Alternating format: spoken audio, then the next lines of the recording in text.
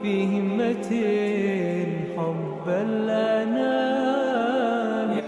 আয়াতে আল্লাহ তাআলা বলেছেন যে পুত পবিত্র থাকবে, যে পুত পবিত্র থাকবে আল্লাহ তাআলা তার সহধর্মিণীকে পুত পবিত্র রাখবেন।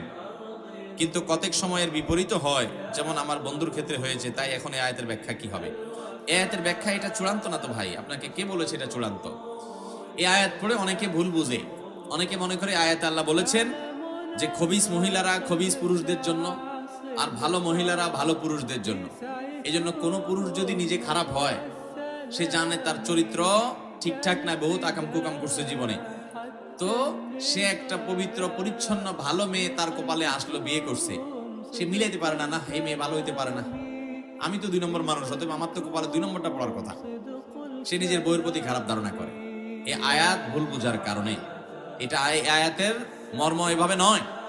এই আয়াতের একটা ব্যাখ্যা হলো, একটা প্রসিদ্ধ ব্যাখ্যা হলো, মন্দ কথা সেই সকল লোকদের জন্য যারা মন্দ, তারা মন্দর উপযুক্ত। এর মানে গালিগালাজ করা না, মানে সে মন্দ হলে তার প্রাপ্য মন্দ হয়, আর যদি সে ভালো হয় তার প্রাপ্য ভালো হয়। এখানে কথাকে বোঝানো হয়েছে, এটা একটা ব্যাখ্যা। আরেকটা ব্যাখ্যা হলো, যারা ভালো পুরুষ তাদের ভালো নারী পাওয়া তাদের অধিকার, যারা খারাপ পুরুষ তাদের খারাপ নারী পাওয়া তাদের অধিকার। এর মানে এইটা না যে যত মানুষ ভালো হয় তাদের স্ত্রীরা সব ভালো হয়, যত মানুষ খারাপ হয় তাদের স্ত্রীরা সব খারাপ হয়। আল্লাহ এখানে কোনো সংবাদ দেন নাই, এটা জাস্ট তার উপযুক্ততা বলছেন যে তুমি খারাপ, তো তোমার খারাপই পাওয়ার হক এবং ওইটাই তোমার পাওয়া উচিত। তুমি ভালো, তাহলে তোমার ভালো পাওয়া উচিত, এটা তোমার প্রাপ্য। যার খারাপ পাওয়া উচিত, আল্লাহ দয়া করে তাকে ভালো দিতে পারেন কি পারেন না? ফেরাউনের মতো খারাপ মানুষকে আল্লাহ তাআলা ভালো স্ত্রী দিবেন না, দেন নাই।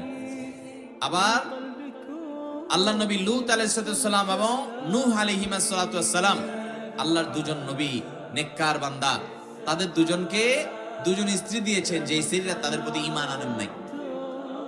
তাহলে অমুসলিম, আল্লাহর প্রতি ঈমান নাই, সেই কুফরি করা মানুষগুলোকে নবীর ঘরে আল্লাহ স্ত্রী হিসেবে দিয়েছেন। তাহলে ভালো মানুষে আল্লাহ তাআলা খারাপ মানুষ দিবেন না, দেন নাই।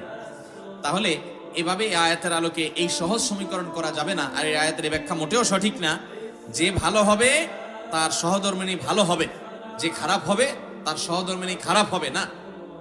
মানে এটা আল্লাহ রাব্বুল আলামিন, যদি আপনি এই ব্যাখ্যা নেন, কারণ এটা অনেক মুফাসসিরদের ব্যাখ্যা, তাহলে সেক্ষেত্রে এর অর্থ দাঁড়াবে যে ভালো তার প্রাপ্য ভালো, যে মন্দ তার প্রাপ্য মন্দ। কিন্তু এর মানে এই না যে সে মন্দই পাবে, আল্লাহ তাআলা দয়া করে তাকে ভালো দিতে পারেন। আবার একজন ভালো মানুষকে মন্দ মানুষ দিয়ে আল্লাহ পরীক্ষা করতে পারেন। আল্লাহ তাআলার কাজ হিকমত এবং রহস্য থেকে খালি না, বিধায় এর সম্পর্কে আমরা ভুল না